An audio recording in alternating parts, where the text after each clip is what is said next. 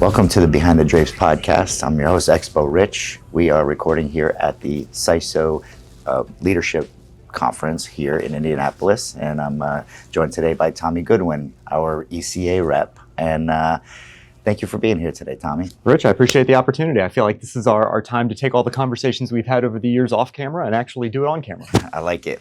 And the format of my show is I like to talk about the people that have been producing shows, and that's why it's called Behind the Drapes, Right. Because the people that do the stuff that people don't see. And I felt like it was a great opportunity to have you on, because one more layer back of what people are not seeing is the stuff that you're doing in order to continue to drive this industry and the growth and get it in the eyes of Washington. Is that about right? I think that's about right. Okay. Yeah, no, I've never had the ability to do the magic of trade shows that everybody else here does. So this is what I do instead. Yeah, and so important for us to have someone like you to have our back. And I know it's we always have the opportunity to help you pull us into Washington. Right. We have the when we go to our day in exhibitions day in Washington, and it's very powerful thing. But I think that we're very fortunate. I could say thank you for doing what you do for us.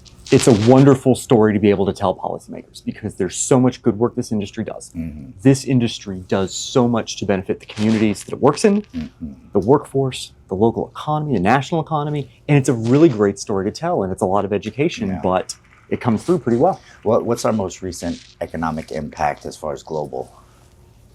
In terms of global, you're looking at an industry that's more than $1 trillion this year. In the U.S. alone, you're looking at more than $425 billion. That's direct spending. That's not economic impact. That is money out of wallets into somebody's till. Wow. And so if you think about that, and the sheer number of people that are employed, and the number of places like this where we're meeting right now that just contribute, they're just growth engines to their communities. It's such a fantastic economic impact story. Well, before we carry on with what's going on now, I want to dial it back and how was it that you crossed paths and fell into supporting us? Or pursued this, I should say. So I'm guessing among all the people that you've ever interviewed, I'm probably the neophyte. I've only been here about 4 years. And I came into the industry actually during the darkest days of the pandemic. Right. A friend of mine, wonderful friend of mine, Mary Kate Cunningham, who works for the American Society of Association Executives, reached out to me and said, "Do you know David Dubois?" And no, I know he's starting this advocacy thing. You should talk to him. And so I got connected through Mary Kate to David. I met David Audrain with CISO. I met Sue Sung, who was working with Freeman at the time, who were working on this temporary campaign. And the idea was, how do we take it and turn it into something that's 24/7, 365? So that we're always having that conversation with policymakers. And a few months later, I found myself having lunch with David Audrain and David Dubois in Washington, D.C. And we decided, all right, let's see if we can make this thing happen. Yeah, and happen it has, because it's gotten quite a bit of steam, and now I love that it's at every single conference we're talking about it now. I mean, every industry conference. I think as we're sitting here right now, we almost have to. It feels like politics is the ultimate driver of what's happening in this industry, and frankly, all industries. But this one in particular is just so susceptible to political shifts. And so we have to be there. We have to be able to have those conversations. And we have to be able to bring folks like your voice into the process. Absolutely.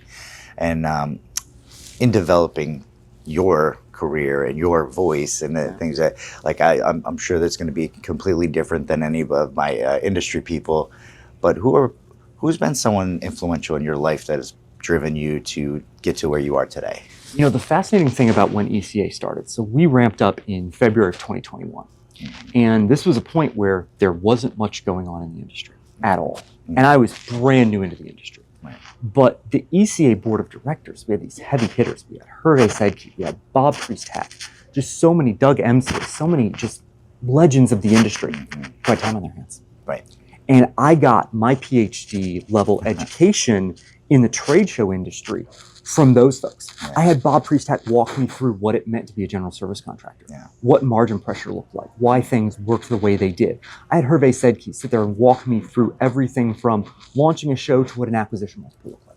The education that you couldn't dream of having. Right. I had all of these wonderful people in the industry there to educate me, because they needed me to know it so that I could tell the folks in Washington, D.C., or the folks, across the country, because we were trying to reopen for business at that point in time, why it was so important. So I had these incredible leaders who are educating me, who have now turned into my mentors and turned into my leaders, and who've been on the board.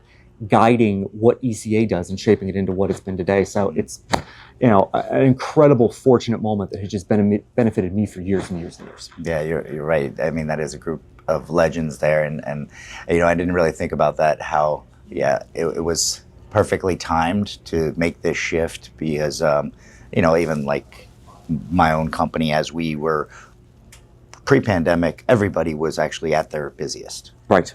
And and the extreme halt, and it's kind of the same thing with us, where we were able to do a reset, reposition ourselves, do things better coming out of it, and be a better company on the other side. Well, us as an industry gave us that time to reset, look at the important things, and really put that focus on how do we continue to grow it. Yeah. And I think that's, how do you turn crisis into opportunity? And that was the crisis of all crises. But what I've come to understand about this industry is it feels like folks like you are going fifth gear all the time. Yes. And you're working in the business. And how do you take a step back and figure out what you need to do on the business? Yeah. How do you think about where you want to go? And, God forbid something like that ever happen again. I certainly hope not. But for you and your company to be able to look at it that way and say, okay, not this going forward, and then be able to execute against that and see that vision come to life. I mean, that's so critical. And, if there's some silver lining that came out of that crisis, then it's funny. My executive coach, she says to me, she's like, I know it's going to be painful, but you're changing tires at 70 miles an hour. Mm-hmm. And that's what it feels like folks like you and the folks who are going to be watching this do every single day. Absolutely. So as we round out 2025 and get into 2026, what are some new exciting things that you have lined up with ECA? With ECA, it's all about trying to make sure we're rolling with the punches in Washington, D.C. We just had this tax reform legislation that passed that we're going to be talking about here at SISO. It was a home run for the industry. Nothing harmful for us, protecting everything from nonprofit organizations to making sure investment capital can keep flowing in the industry, all the way down to some great future workforce things, being able to use things like 529 plans and Pell Grants to get our next generation here. I mean, it's the best thing that Washington, D.C. has done for the industry probably in 40 years. Excellent. So we've got that. But at the same point in time, we've got tariffs. We've got international travel challenges. And it's all about trying to make sure we turn those problems into opportunities, making sure we're talking to folks like you and the folks who are here at this conference to be able to help them understand what's happening and what's coming around the corner so that they can prepare and plan for it. Mm-hmm. And beyond that, we have this thing we've stood up over the last year or so called the ECA Advocacy Network that gets everybody who's watching this conversation an opportunity to weigh in. You can email your members of Congress. You can host politicians on the show floor. Whatever we can do to help you tell that story is so critical. How do people watching this get involved with that? Like, as far as where do they find this information? Oh, absolutely. Our website, ECAadvocacy.com. Go there. There's a tab on there that says Take Action. And we've got a whole variety of tools that people can use because some people have the opportunity, we're on the floor, to be able to give a tour to somebody, help them understand behind the scenes what happens. Yeah. Some people in this industry have got 2 minutes they can contribute. Yeah. You give us a certain time amount, we've got an intervention for you, and we'll make sure you can add your voice to the conversation. Yeah, we'll make sure we add the link here as well so people can find it. Before we go, one thing I always like to ask is, now that you've been involved in the industry the past few years and you've attended many different SISO functions because they have a few meetings throughout the year, what would you say has been your benefit attending SISO? How has this been beneficial for you? SISO brings an unparalleled audience together. This is the who's who of the industry. And what I've found over time with these folks is there's an incredible amount of information sharing. There's an incredible amount of collaboration. And, even among, air quote competitors, these are folks who get together, share best practices, learn from some of the best, and really make sure that we're able to, as an industry, do what we can together. Yeah, awesome. Well, I appreciate that. Thank you for your time today. This has been great. Rich, I appreciate it very much. Look forward to seeing you next time. Yeah.